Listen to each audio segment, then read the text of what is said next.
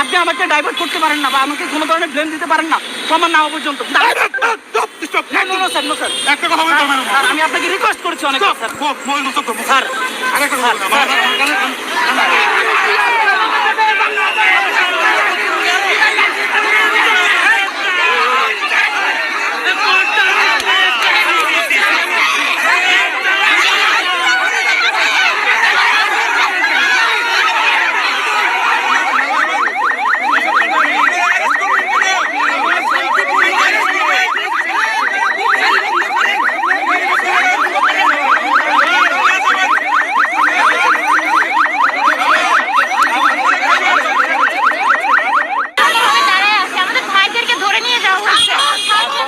আমরা তো কিছু করি নাই, আমাদের হাতে কিছু নাই, ইভেন কিচ্ছু নাই দেখেন।